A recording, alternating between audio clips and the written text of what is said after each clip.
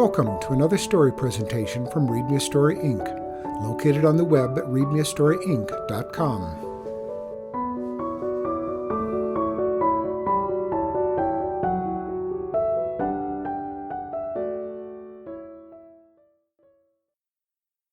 Mistletoe by Douglas Evans.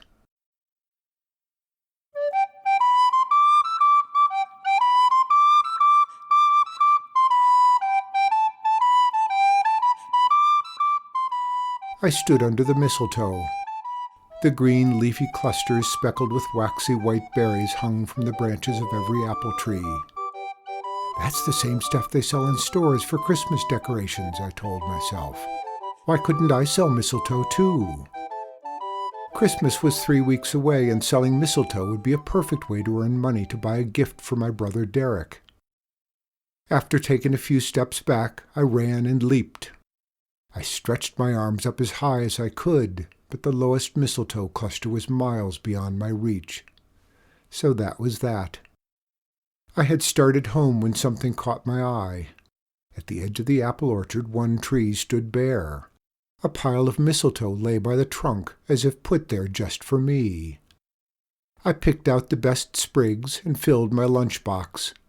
Delighted, I sprinted across the flattened cornfield to the mobile home where I lived. I entered the side door, listening. Yes, I could hear my brother playing his guitar. I walked down the narrow hall to our bedroom and pounded on the door. "Derek, let me in." The guitar stopped. Hold on," came a reply. The door flung open, and my brother, wearing his leather jacket, breezed past me. "Where are you going?" I asked. "None of your business." It wasn't easy sharing the cramped bedroom with my older brother. We often got on each other's nerves, and we rarely talked.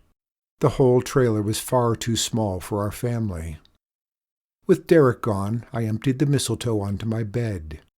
I split it into small sprigs and picked off the dead berries and leaves. In my mom's sewing box, I found some red ribbon. A bow went on each sprig, and each sprig went into a plastic bag. As I worked, I spotted Derek's guitar on his bed, wrapped in an old towel. That guitar was the one thing in the world Derek cared about. That's when I knew what to buy him with the mistletoe money. A case for his guitar.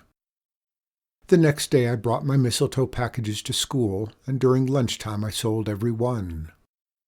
My pockets jingled with change, but it was hardly enough to buy a guitar case. After school I cut through the apple orchard again. Another surprise awaited me. 2 more trees were bare, and a pile of mistletoe lay at the base of each one. I loaded my lunchbox and raced home. Derek, his hands jammed into his pockets, was striding across the cornfield as I approached the trailer. "Derek! Derek!" I called to him. My brother didn't seem to hear me. He lowered his head and kept on walking. That night I made twice as many mistletoe packages. After school the next day I walked to the mall. I found a plastic milk crate to use as a sales stand and thumbtacked a sign to it. Christmas mistletoe, 50 cents. Within an hour, the mistletoe was sold out. I hurried over to the music store. In the display window, on cotton snow, lay a row of wooden recorders. I had learned to play a plastic recorder at school. Each year a wooden one was at the top of my Christmas list, but each year my father said we couldn't afford it. Inside the store I found the perfect guitar case. A leather-covered one with gold buttons, but the price was too high. With luck, more mistletoe would be on the ground that evening. The sun had just set when I reached the orchard. The air was icy. Something rustled. Turning, I slipped and fell on scratchy twigs. Another heap of mistletoe. While I filled my pockets, a voice behind me said, "Chilly night to be out." I spun around. A man in a long coat stood there. "I'm collecting mistletoe," I said. "Was that right?" said the man. "Fact is, I'm paying a guy to cut the mistletoe out of my trees." I must have worn a puzzled look, because the man went on to explain. These apple trees are loaded with mistletoe. Fact is, the very plant that people kiss under can do these old trees harm. It attaches itself to their branches and sucks out their food and water, or it could end up killing the entire grove. You're welcome to take all the mistletoe you want. The man walked to the far side of the orchard. He stopped under a tree and looked up. From the high branches tumbled a clump of mistletoe, then another and another.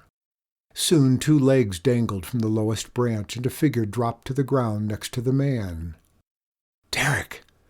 I hid in the shadows. "A few more nights ought to do it," said the man. "Yeah," Derek replied. "So what are you going to do with all the money I'm paying you?" asked the man. Derek shuffled his feet. "Saving up to buy my kid brother something for Christmas." "Was that right?" said the man. "Yeah, he's been wanting a wooden recorder for years. He can play pretty well. And you know how it is. He's my brother."